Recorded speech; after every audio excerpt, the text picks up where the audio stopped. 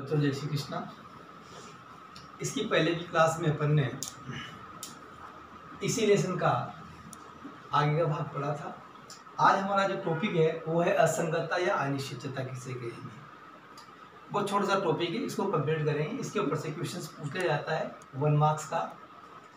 क्या डेफिनेशन होगी असंगतता या अनिश्चितता किसे कहेंगे, तो देखिएगा आप इसकी परिभाषा लिखिएगा। आप सबसे पहले पूर्णतया, कल भी बताई थी मैंने आपको, पूर्णतया जननक्षम यानी जनन क्रिया के लिए वो पूर्णतया कंप्लीट हो, एवं कार्यक्षम, दो शब्द काम में लिए अपन ने डेफिनेशन के लिए। पूर्णतया जननक्षम एवं कार्यक्षम युग्मक हो और किसी भी कारण से उनके बीच में निषेचन में क्या आ जाए, विफलता आ जाए। तो पूर्णतया जननक्षम एवं कार्यक्षम नर व मादा युग्मकों के मध्य निषेचन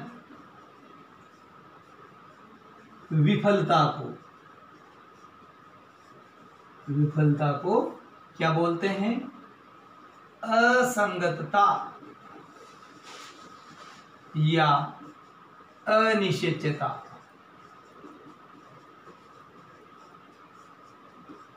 कहते हैं। ये तो हुई हमारी डेफिनेशन।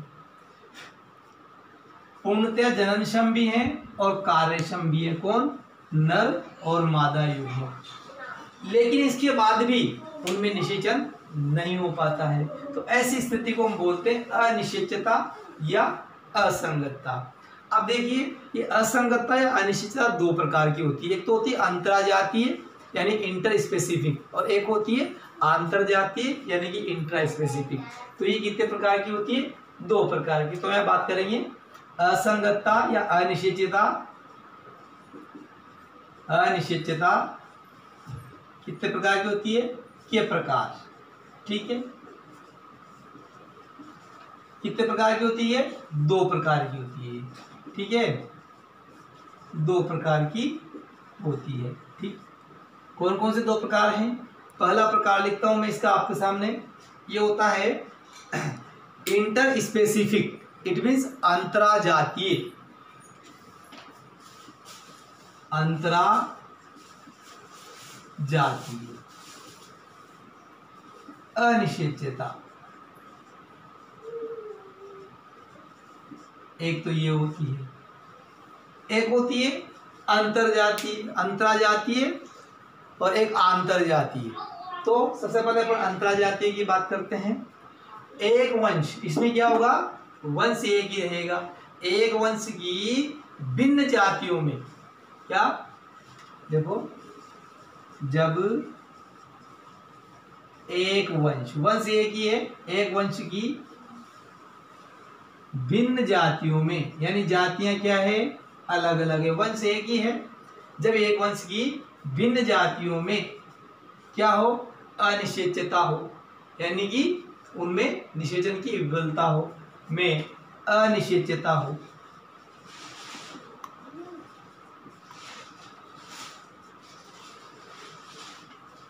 तो इसे क्या बोलेंगे, अंतराजातीय अनिश्चितता बोलेंगे। उदाहरण देखें आप, ब्रेसिका, सरसों है, ब्रेसिका कैम्प्रेस्टिस और ब्रेसिका रापा। ब्रेसिका कैम्प्रेस्टिस और ब्रेसिका रापा, इसका उदाहरण होता है, देखो, एक तो ब्रेसिका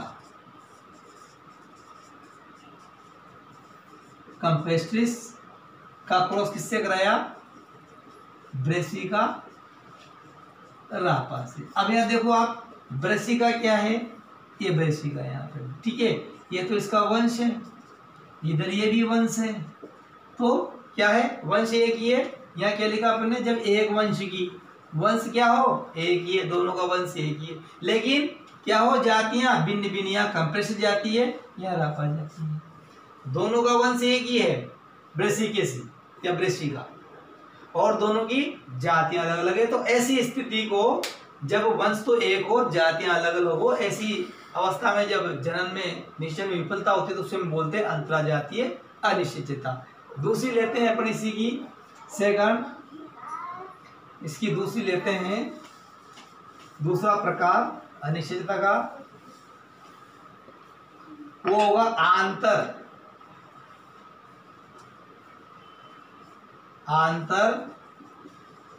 जातीय अनिश्चितता। आंतर जातीय अनिश्चितता यानी कि इंट्रा स्पेसिफिक यानी आंतर जातीय अनिश्चितता। जब क्या होगा, एक ही जाति के सदस्यों में, इसमें क्या होगी, जाति वही रहेगी, एक ही जाति के सदस्यों में क्या हो, निषेचन विफलता हो, तो उसे क्या कहोगे आप, आंतरजातीय अनिश्चितता।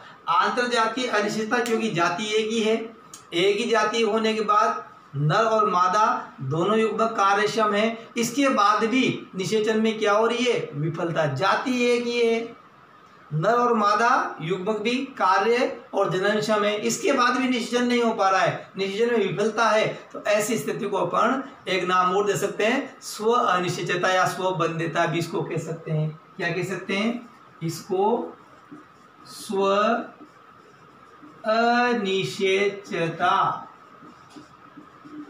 या स्व बंध्यता भी कहा जाता है।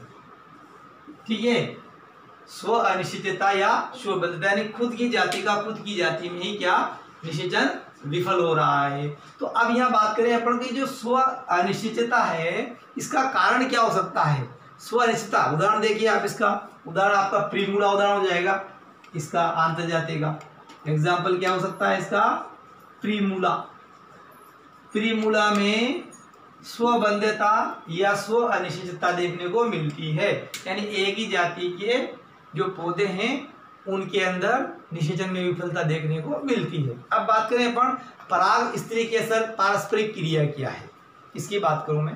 पराग स्त्री केसर पारस्परिक क्रिया, ये असंगत था खत्म। दूसरा टॉपिक लेते हैं अपन, पराग स्त्री केसर पारस्परिक क्रिया। पराग का मतलब परागकण, स्त्री केसर का मतलब वर्तिकाग्र अंडाशय वाला भाग। ठीक है, तो उनके अंदर पारस्परिक क्रिया क्या होती है, पराग स्त्री केसर पारस्परिक क्रिया। ठीक है, परागकण कहाँ पहुंचता है, वर्तिकाग्र के ऊपर। दोनों के बीच में कुछ इस प्रकार की पारस्परिक क्रियाएं होती है जिसके बाद परागकण वहां पर अंकुरित होता है। तो पराग स्त्री केसर पारस्परिक जो क्रियाएं होती है वो दो कारण से उत्पन्न हो जाती है। स्वबद्धता दो कारण से हो जाती है। क्या, एक तो युग्मकोद्भिद अनिश्चितता, युग्मकोद्भिद अनिश्चितता, एक होती है बीजाणुद्भिद अनिश्चितता। इसको दो भागों में बांट सकते हैं अपन। एक तो होती है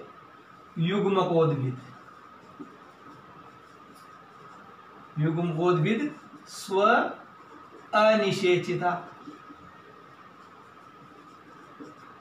और एक होती है बीजाणुद्भिद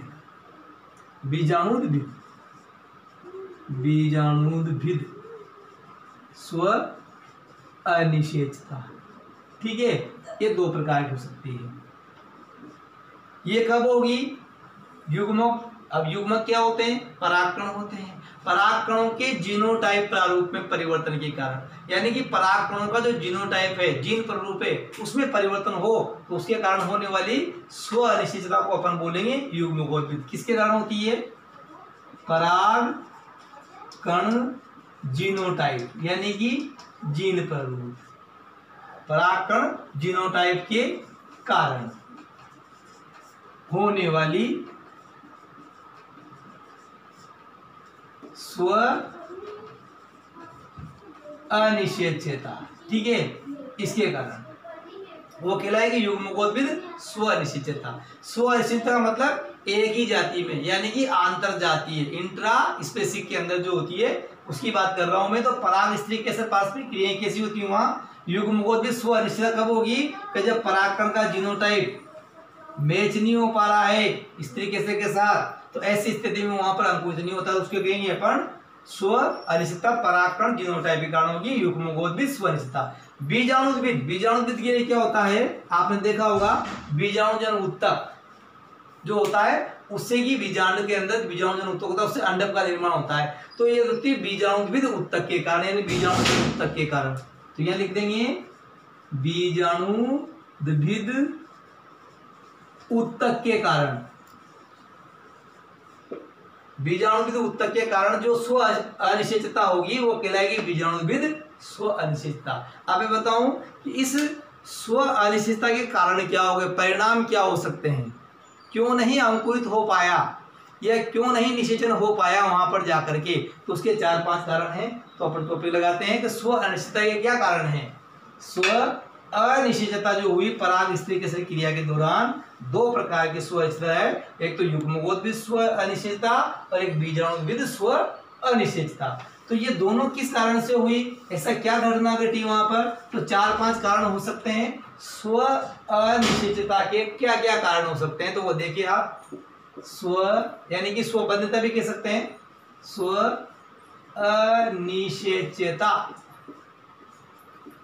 के कारण क्या क्या कारण हो सकते हैं जिसके कारण निषेचन में विफलता हो गई। एक ही जाति के हैं लेकिन फिर भी, और कार्यक्षम भी है, जननक्षम भी है युग्मक, लेकिन उसके बाद भी निषेचन में विफलता हुई, तो क्या कारण हो सकते हैं स्व अनिश्चितता के। नंबर 1, पहला कारण क्या हो सकता है, पहला कारण ये है कि परागकणों का अंकुरण ही न हो। परागकण पहुंच गए किस पर, वर्तिकाग्र पर, लेकिन वहां अंकुरित न हो, यानी परागकणों का अंकुरित न होना एक कारण तो हो सकता है। तो दूसरी स्थिति देखते हैं, परागकण अंकुरित तो हो गए लेकिन पराग नलिका की वृद्धि नहीं हुई। आपको पता होना चाहिए कि इस प्रकार से ये वर्तिकाग्र है, ठीक है, नीचे का भाग आ गया, ये परागकण, तो ये यहाँ अंकुरित ही नहीं हो, और अंकुरित होगी तो पराग नलिका की वृद्धि ही ना हो, थोड़ी बहुत जाकर के बंद हो जाए। तो दूसरा कारण क्या हो सकता है, पराग नलिका की वृद्धि ना होना। ये सब किसके कारण है, स्व अनिश्चितता, इसके कारण निषेचन नहीं हो पाएगा। तीसरी बात, पराग नलिका की वृद्धि भी हो रही है लेकिन वो क्या जाएगी, सही जगह पे नहीं जा रही है, पराग नलिका का सही स्थान पर न पहुंचता। कहाँ जाना था उसको, बीजांड द्वार पे जाना था। यानी कि तीसरी बात हो सकती है कि पराग नली का सही स्थान पर नहीं पहुंचना, जहां उसको, इस पराग नलिका में कौन बैठ के जाते हैं, नर युग्मक बैठ के जाते हैं ना, जो यहाँ जाकर निषेचन करते हैं भ्रूण कोश में, तो ये सही स्थान पे नहीं पहुंचे, तीसरा कारण हो सकता है। चलो साहब, सही स्थान पे पहुंच जाइए लेकिन वर्तिका में ही फट जाइए, बढ़ भी रही है लेकिन यहाँ पहुंचने से पहले ही क्या हो, फट जाए, कौन, पराग नलिका। तो पराग नलिका का फट जाना, पराग नलिका का किसमें, वर्तिका में ही, वर्तिका में फट जाना। अब जब ये फट जाएगी वर्तिका में ही, तो जो नरयुग्मक हैं वो नहीं पहुंच पाएंगे भ्रूण कोश में, जहां पर निषेचन होना है, तो निषेचन विफलता हो गई। चलो ये वहां पहुंच भी जाते हैं तो केंद्रकों में क्या ना हो, संलयन। ये जो पराग नलिका के अंदर जो आपकी जो पराग नलिका जा रही है, इसमें 2 नरयुग्मक जा रहे हैं। अब ये यहाँ पहुंच भी जाती है तो ये जो नरयुग्मक बाहर निकलते हैं, इनके केंद्रकों का क्या ना हो, संलयन ही ना हो, तो केंद्रकों का क्या नहीं हो पाना, संलयन नहीं हो पाना। ये कुछ 5 कारण मैंने आपको बताए जो स्व अनिश्चितता का कारण होता है। स्व अनिश्चितता किस कारण हुई, एक ही जाति के पौधे हैं, युग्मक कार्यक्षम है, जननक्षम है, इसके बावजूद भी निषेचन में विफलता हो गई, तो हमने उसको कहा स्व अनिश्चितता। और स्व अनिश्चितता के कारण क्या क्या हो सकते हैं, या तो परागकण अंकुरित ही नहीं हो वर्तिकाग्र पर, अच्छा अंकुरित हो जाए तो पराग नलिका की वृद्धि ही ना हो, पराग नलिका की वृद्धि भी हो जाती है तो पराग नलिका सही स्थान पर ही नहीं पहुंचे जहां उसको जाना चाहिए, नहीं जा पा रही है वहां पर, या फिर प्रारंभ का वर्तिका में ही फट जाए तो नर युग्मक वहां तक पहुंचेंगे नहीं पहुंचेंगे, निश्चय होगा ही नहीं। और लास्ट बताया मैंने कि केंद्रकों का संलयन ही न हो। तो ये 5 बातें हैं जो किस बात को रिलेट करती है, स्व अनिश्चितता के कारण हो सकते हैं। इस कारण से स्व अनिश्चितता हो जाती है, यानी कि खुद की जाति पर ही निषेचन में विफलता हो जाती है। छोटा सा टॉपिक था, इसके बाद नेक्स्ट क्लास में अपन बात करेंगे निषेचन वाले टॉपिक की। ओके।